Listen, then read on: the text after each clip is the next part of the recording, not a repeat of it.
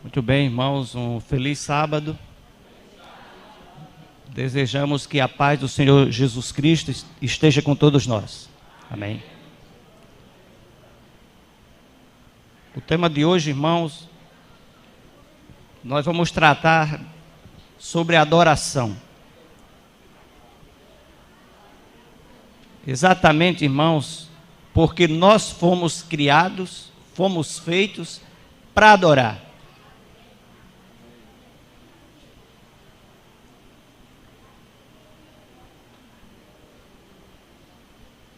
Gostaríamos de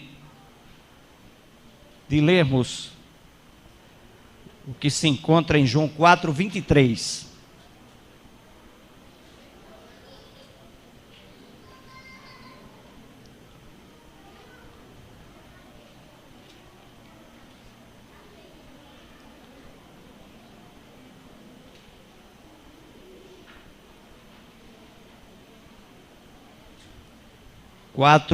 João 4:23. Mas vem a hora, e já chegou, em que os verdadeiros adoradores adorarão o Pai em espírito e em verdade, porque são estes que o Pai procura para ser seus adoradores. Amém? E queremos dizer que hoje é o sábado da mordomia. E para aqueles que estão nos visitando, que são novatos, talvez tenha até um conceito distorcido com relação à mordomia, com relação ao mundo. A gente vê muito mundo falar aí, fulano vive na mordomia, no sentido de vida boa. Mas mordomia no contexto bíblico é totalmente diferente. Essa palavra vem da sua origem de mordomo. Mordomo é uma espécie de gerente, de administrador dos bens que não é seu, e sim que pertence ao seu senhor.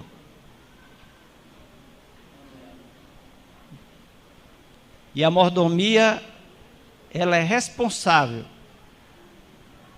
por orientar os adoradores dentro dessa verdadeira administração. Que a mordomia, ela se divide em várias áreas. Ou seja, Deus nos confiou diversas coisas, diversas áreas para administrarmos a sua maneira e não a nossa maneira. Por quê? Porque o mordomo não administra como ele pensa ou como ele quer, mas administra como o seu Senhor lhe ordena. E uma das áreas da mordomia é o templo, que queremos incluir aqui a igreja e queremos incluir também o nosso corpo.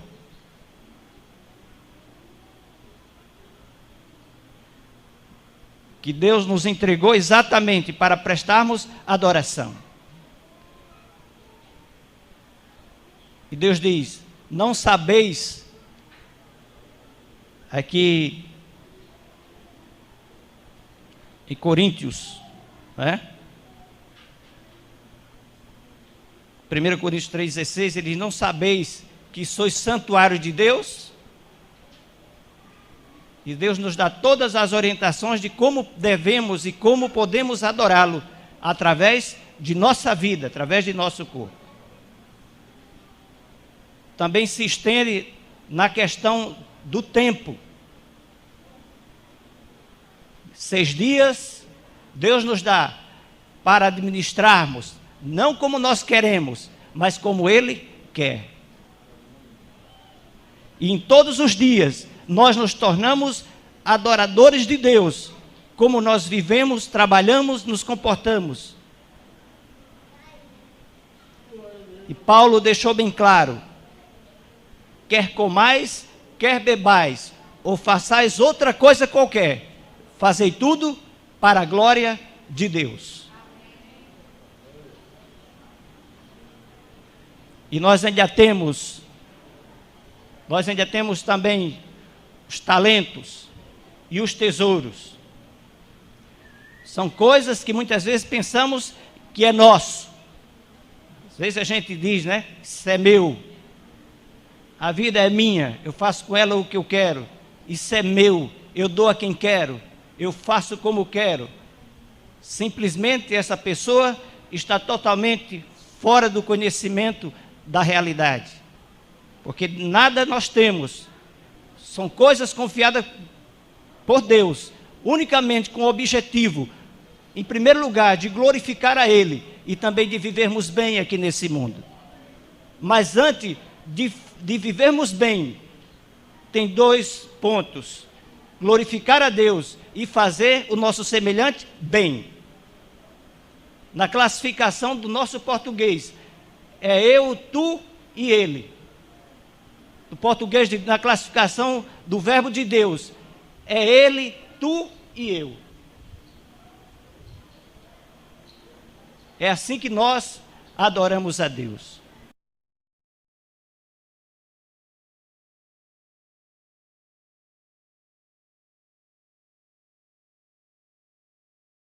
E nós temos, não vamos conseguir, irmãos, ler todos os textos, mas nós vamos ditar. E se você interessar, copie para quando você chegar em casa, dar uma olhada.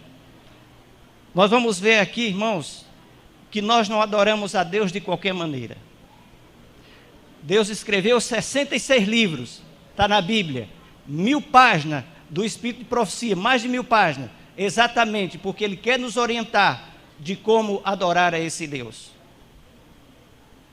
E no verso que nós lemos de João 4, 23, ele diz: o Pai está procurando adoradores que o adorem em espírito e em verdade. Deus está procurando quem faça essa adoração. Se fôssemos aqui comentar o que significa adorar a Deus em espírito e verdade, seria um sermão. Adorar em espírito é você adorar um Deus que você não vê, mas que você tem certeza que Ele está aqui. Adorar um Deus em espírito é o Deus que você sente a ação dele na sua vida. É o Deus que você conta os milagres que Ele tem feito em sua vida. E em verdade, é um Deus que você adora baseado na sua palavra e não no acaso.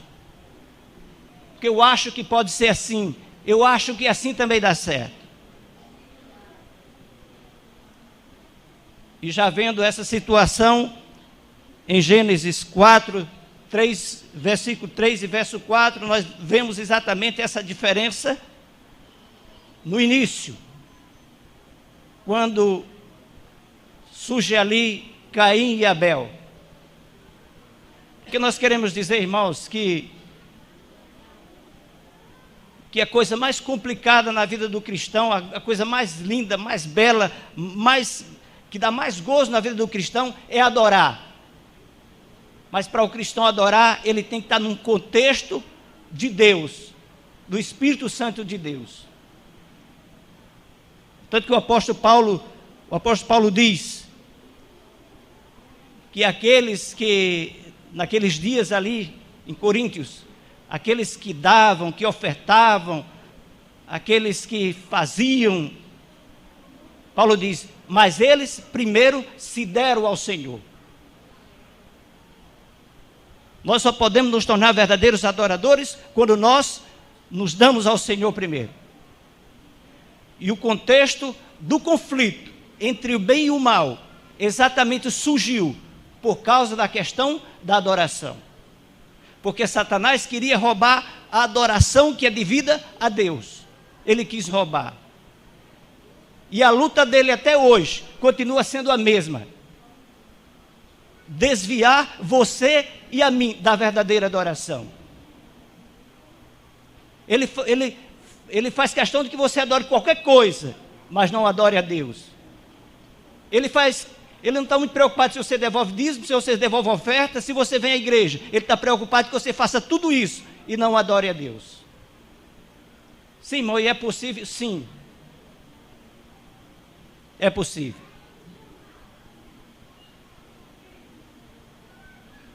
Gênesis 4, 3 e 4. 2 adoradores, 2 adorações, 2 resultados. Caim veio à igreja, Abel veio à igreja. Caim trouxe sua oferta, Abel trouxe a sua oferta. Caim adorou, Abel também adorou. Abel foi aceito, Caim não foi aceito. Caim trouxe o melhor da sua lavoura e ofereceu ao Senhor. E você poderia dizer, mas que Deus exigente. Sim, Deus é exigente. Agora Ele não cobra o que não te deu. Deus só cobra o que te deu. E para isso nós como um povo temos por demais conhecimento de como adorar a Deus. O nosso problema não é falta de conhecimento, mas porque nós estamos rejeitando o conhecimento.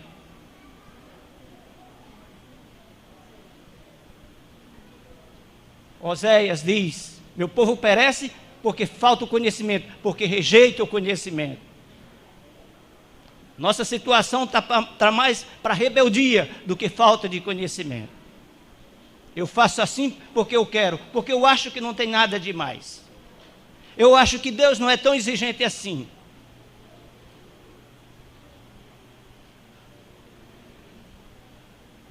Levítico 10, do verso 8 ao verso 10, vocês anotem, não vai dar para nós lermos.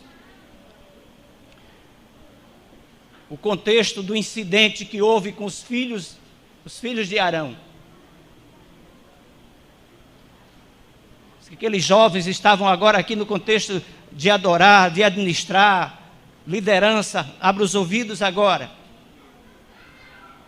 Eles estavam aqui no contexto de administrar a adoração. Era aqueles que acendiam o fogo do altar. Aqueles que organizam o programa, que faz as coisas acontecerem. Os filhos de Arão, os sacerdotes estavam nesse contexto, que fazem as coisas acontecer, faz o culto acontecer, faz a música acontecer. Faz as coisas acontecerem na igreja. Mas dentro desse contexto nós precisamos entender que as coisas não podem acontecer como nós queremos, e sim como Deus ordena. Por isso que nós precisamos conhecer o que Deus quer e o que Deus pede de cada um de nós. Se vocês forem ler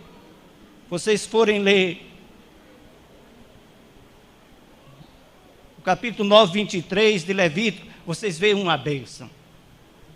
Moisés e Arão ali oferecem um sacrifício, fazem um culto, colocam o sacrifício no altar,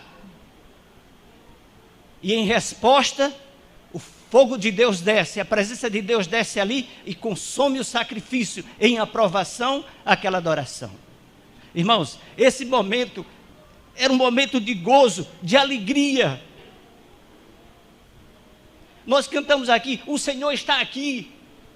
Isso deveria redundar em alegria, em gozo e cuidado e reverência.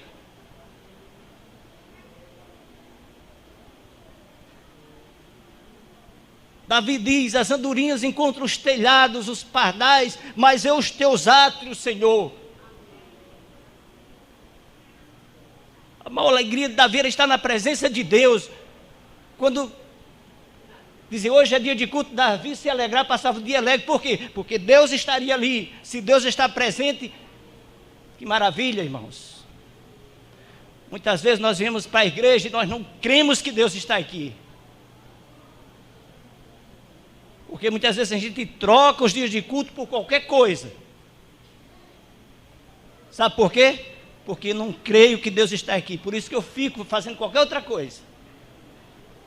E às vezes eu venho para a igreja e também não tenho convicção de que Deus está aqui, porque eu fico aqui de qualquer maneira.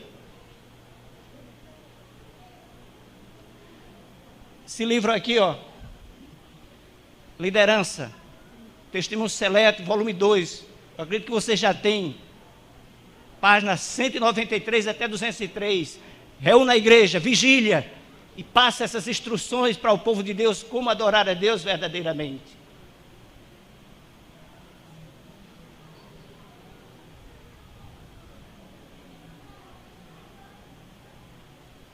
Muitas vezes, irmãos, nós entramos aqui sem o senso da presença de Deus. precisa haver instrução para que isso aqui, adoração, não seja uma obrigação, não seja algo enfadonho, mas seja algo prazeroso. Porque aquilo que nós fazemos com prazer não nos custa. Por mais que custe sacrifício, mas a gente faz por prazer. E precisamos exatamente sentir esse prazer de adorarmos a Deus. Precisa haver instrução. Aqui não, irmão, mas eu tenho visto em alguns cantos, alguns lugares. Na hora do culto, um entra e sai. Às vezes quando o pregador abre a Bíblia, começa a pregar, a gente vê as pessoas saindo.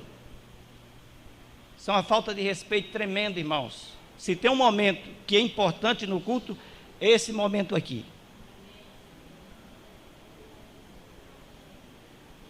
Romanos 12, do verso 1 ao verso 3, diz lá que precisamos lutar para compreendermos qual é a perfeita vontade de Deus. Renovar a mente para experimentarmos qual seja a boa e agradável e perfeita vontade de Deus. E diz mais, apresentai os vossos corpos em sacrifícios, que é o vosso culto racional. Mais uma vez mostra que a primeira oferta, que a primeira dádiva que deve acontecer, deve ser a nossa vida entregue no altar. O culto tem que ser racional, irmãos, o culto da razão. Levítico 10, as orientações para os sacerdotes. Não deveriam tomar vinho, não deveriam beber, para que a sua mente estivesse lúcida, para que ele pudesse fazer diferença entre o que era santo e o que era comum, entre o certo e o errado, para que ele não viesse desagradar a Deus. Racional, a vossa mente.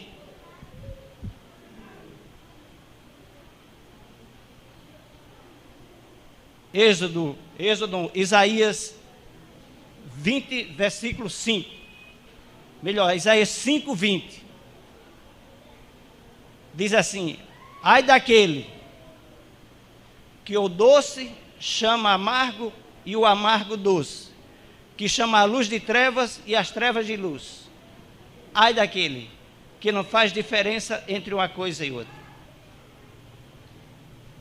E essas orientações para os sacerdotes eram exatamente para que eles tivessem uma mente sã, para que pudessem fazer diferença entre o que é comum e o que é santo, para orientar o povo, para adorar a Deus verdadeiramente.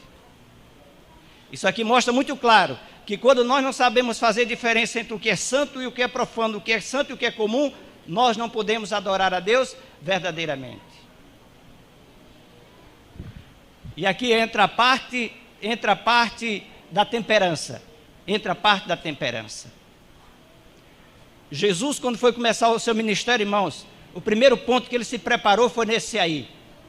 Porque o homem que domina o que entra na sua boca também domina as suas atitudes.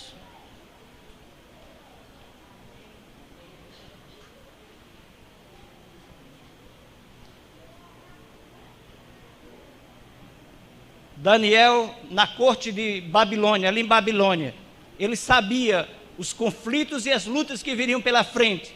E ele também começou ali um preparo com relação à sua dieta. Procurou logo colocar rédeas nas suas paixões, nos seus desejos. E ele foi mais do que vencedor. E às vezes, irmãos, a gente escuta irmãos, já há muito tempo na igreja, se lamentando: eu gostaria de vencer, mas eu não venço, não consigo. Vivo a vida toda lutando e não consegue, sabe por quê? Porque não tem domínio próprio. Não liga para essas questões que são importantes. Tem combinações de alimento, irmãos, eles juntos, ele causa fermentação e é capaz de embotar a mente como uma dose de vinho. Quer dizer, a gente nem imagina. Nós precisamos cuidar desses interesses. Deus não mandou essas mensagens porque ele não tinha o que fazer. Talvez alguém pense, Deus estava lá sem fazer, disse, eu vou mandar aqui Ellen White escrever essas coisas e mandar para o povo de Parelha. Aí, se eles quiserem ler bem, se eles quiserem aceitar bem, são verdades importantes para os nossos dias. As tentações e os conflitos se tornam cada dia mais fortes. E vencerá aquele que domina os seus desejos e as suas paixões. O mundo está aí sem rédeas, irmãos. O crime, a imoralidade, está aí as soltas. E Deus está preparando um povo para viver nesses últimos dias, diante de um Deus sem intercessor. Porque o Espírito Santo vai se retirar desse mundo, vai se retirar dessa terra. E não teremos mais intercessor. Só terá intercessor aqueles que realmente buscarem hoje um preparo para receber a chuva serôdia.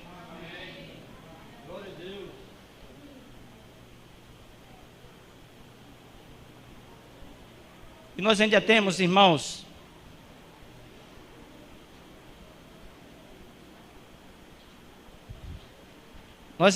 aqui Jeremias, uma advertência aqui para aqueles que fazem as coisas acontecerem. Jeremias 40:10, anote aí, texto muito conhecido. Diz que Deus lança uma maldição contra aqueles que desprezam a sua lei, que se afastam da sua lei, e contra aqueles que não fazem distinção entre o santo e o profano. E aqui em Jeremias 48:10 diz: maldito aquele que faz a obra de Deus relaxadamente. Maldito aquele que faz a obra de Deus relaxadamente, de qualquer maneira. Precisamos pensar bem nessa declaração que o profeta Jeremias diz. Fazer a obra de Deus relaxadamente, irmãos, é fazer de qualquer maneira. E a obra de Deus precisa ser feita bem feita. Fazer a obra de Deus relaxadamente, irmãos, é eu saber que venho cantar aqui e pegar um hino de última hora para vir cantar aqui.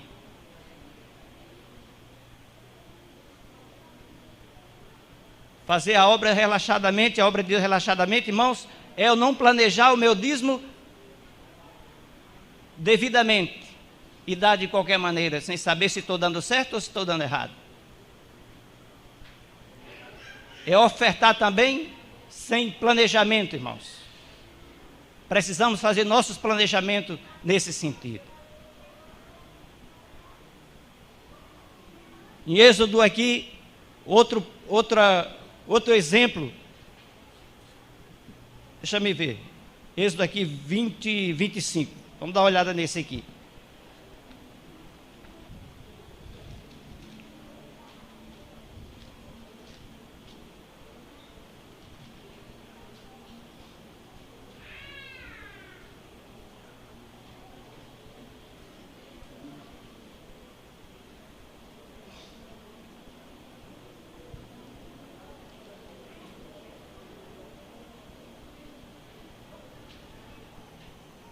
Vamos pedir à igreja que leia esse aí.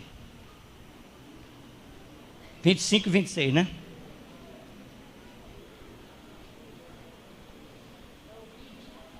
Vinte e cinco e 26. Espera aí, irmão. Se me levantares um altar de pedras, não o farás de pedras lavradas, pois se sobre ele manejares a tua ferramenta,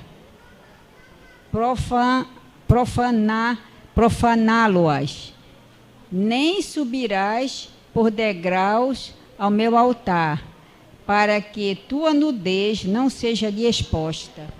Guarda esse verso aí para você, meu irmão, minha irmã. Êxodo 20, 25, 26. Uma recomendação aí. Cuidado, o zelo que deve se ter na obra de Deus. Está havendo algumas mudanças por aí, irmãos, mas aqui o Testemunho Seleto 193 diz que essas mudanças estão sendo para pior. Fiquem atentos, viu? Está havendo as mudanças, mas para pior. Tem pessoas por aí vindo à frente da igreja dizendo que isso aqui é um lugar qualquer. Viu? Preste atenção nisso aí. Não, isso aqui é um lugar qualquer, pode vir de qualquer jeito. Não é. Esse lugar aqui, principalmente na hora do culto, isso aqui se torna santo, porque Deus está presente. E aqui também diz, vocês podem ler, diz que assim como era no santuário terrestre, também deve ser na igreja, os cuidados. Ninguém pode vir, nem deve vir aqui para frente, de qualquer maneira não. Não, mas Deus aceita. Não aceita. Ele está dando instrução como se deve vir. E naqueles dias ele disse, olha, na construção do templo, as pedras já deveriam vir tudo cortada, tudo na medida para ser colocado ali com reverência, com cadência e com silêncio. Não deveria haver marretadas ali naquele tempo.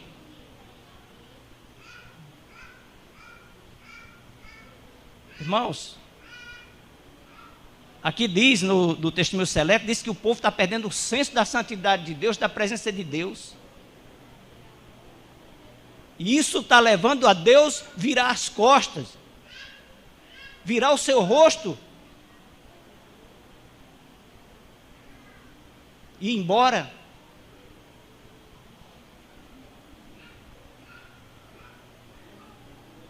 Isaías capítulo 1, mostra lá, Deus reclamando, vocês vêm guardam os sábados, traz suas ofertas, faz suas orações, mas eu não escuto, porque vocês estão vindo pisar os meus átrios. Eu não aceito o santo junto com o profano. Vocês não sabem fazer separação entre o que é comum e o que é santo. E eu não aceito. Não traga mais. Não guarde mais os sábados. Não dê mais ofertas. Será que Deus não quer essas coisas? Quer, mas Ele não quer que seja feita de qualquer maneira. E por motivo de nós não querermos nos santificarmos, Ele diz, vós sois nação santa, vocês são povo santo. Sede santo como vosso Deus é santo. Então nós não queremos isso aí nós procuramos transformar Deus em um humano. Queremos fazer Deus como um de nós, como um parceiro nosso.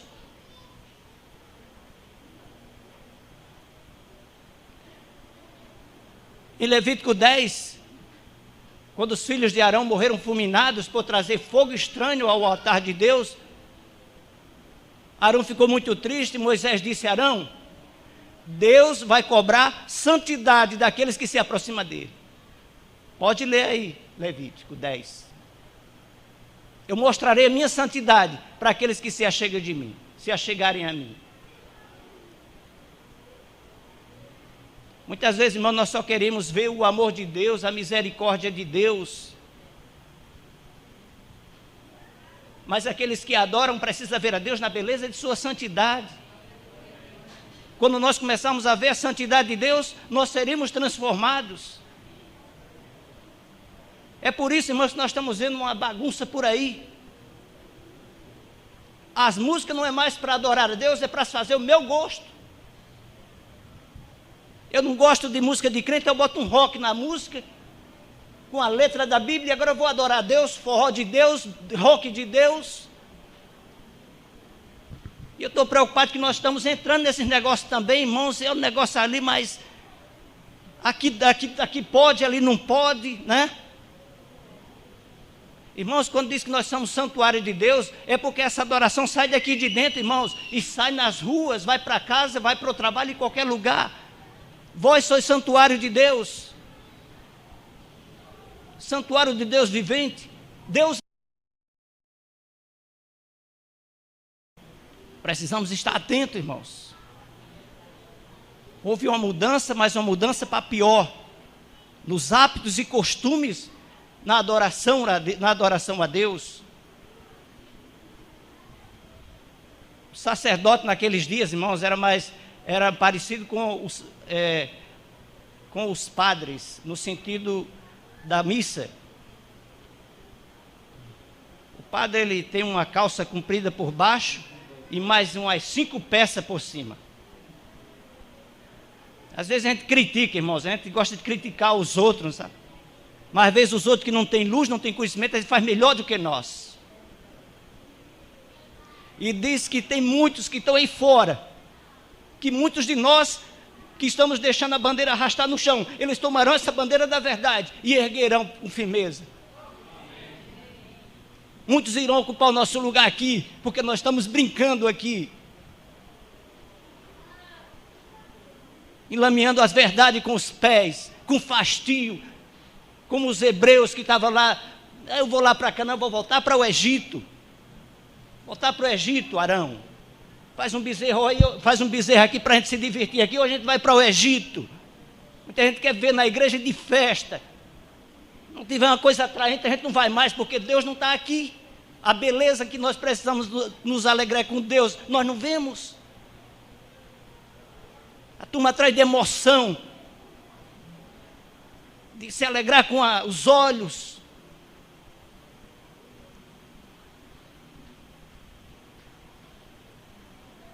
E a gente vê irmãos preocupados, o povo não quer, a gente ensina, o povo não quer. Mas diz, irmãos, que muito em breve Deus vai tomar nas suas mãos a direção dessa igreja.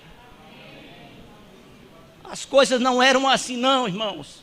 Quando eu entrei nessa igreja 34 anos atrás, tinha irmão que vinha a pé 30 quilômetros, irmãos, e chegava cedo na igreja. Que as coisas mudaram, mas mudaram para pior.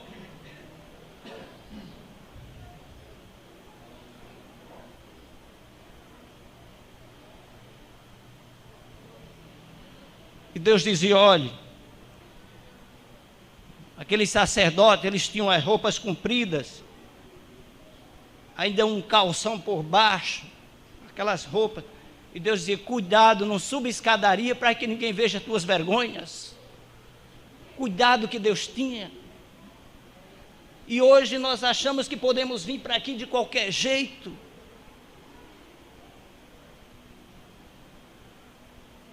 Roupas transparentes, roupas curtas. Não, mas Deus aceita, porque Jesus agora está na nova aliança. Está na nova aliança, irmãos, isso quer dizer que hoje eu não preciso de um sumo sacerdote para ir até Deus. Hoje eu tenho Jesus Cristo, mas eu devo ir com a mesma reverência. A graça de Cristo não me leva a ser banal, a ser relaxado na adoração. Não pense que Jesus vai dissimular essas coisas. Jesus não dá essa liberdade de fazermos as coisas de qualquer maneira. Não, mas naquele tempo a santidade de Deus é a mesma.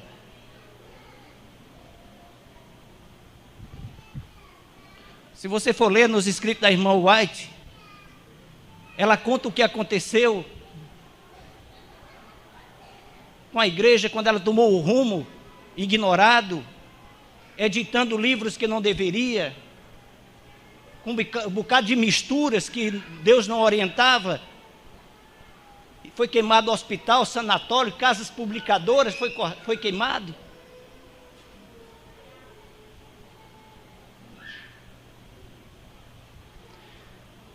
Arão, melhor, Eli. Se for ler a história de Eli, tem um verso aqui que diz assim: eu não perdoarei mais a casa de Eli, nem por oferta e nem por sacrifício. Chegou um limite da paciência de Deus. Sabe por quê? Porque diz assim: Eli sabia o que seus filhos faziam e não ligava. Ele sabia o que os seus filhos faziam e mantinha ele no ministério. Os filhos de Eli passavam a semana toda desmantelado. Quando era no sábado, estava aqui na frente. E ele sabia. Aviso para a liderança. Se você sabe Tem alguém com dificuldade? Não chame para cá, não. Direção da música. Se sabe que tem alguém que não está com dificuldade, converse. E não traga para cá. Não adianta querer ajudar o irmão dessa maneira, porque não é assim que se ajuda. Pai, se você sabe que os seus filhos não andam bem, converse com a liderança da igreja, não permita que ele venha aqui para frente. Quem vem aqui de qualquer jeito tem culpa, mas quem deixa, quem permite, vai pagar. Porque Deus tem dado orientação para nós, como procedermos na casa de Deus.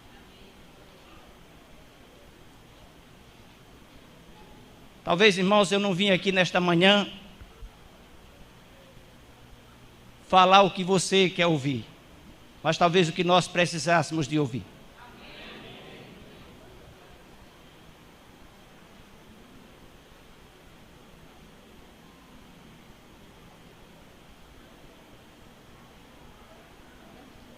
E queremos, irmãos, fechar com Isaías, capítulo 1, versículo 11.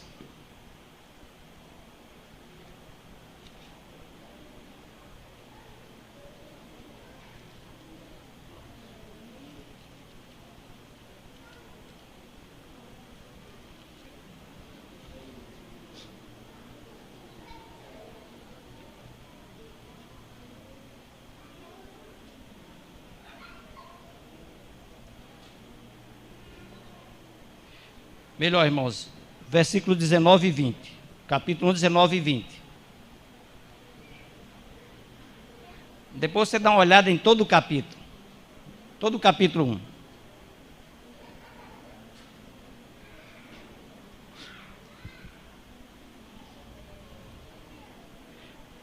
A partir do 18.